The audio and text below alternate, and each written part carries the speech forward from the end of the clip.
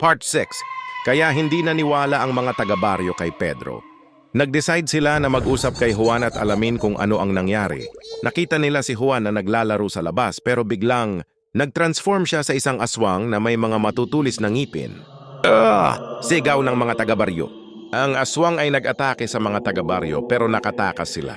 Nagtakbo sila sa simbahan at nagsara ng mga pinto. Ang aswang ay naghabol sa kanila pero hindi ito makapasok sa simbahan. Nagsigaw ito at nag-transform sa isang malibong na apoy. Biglang isang matandang babae ang lumangoy sa simbahan. "Huwag kayong matakot," sabi niya. "Ako ay isang manggagamot.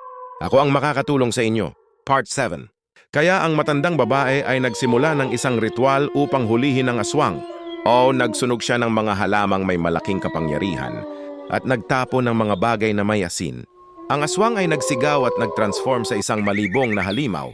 Pero hindi ito makapasok sa simbahan. Ang matandang babae ay nagtuloy sa ritual at nagsabi ng mga salitang may kapangyarihan. Ang aswang ay nagsigaw at nag-transform sa isang malibong na apoy. Biglang, ang apoy ay nagpatay at ang aswang ay nag-transform sa isang maliit na butil.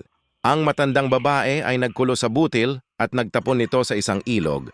Ang aswang ay nawala na at ang baryo ay nagbalik sa normal.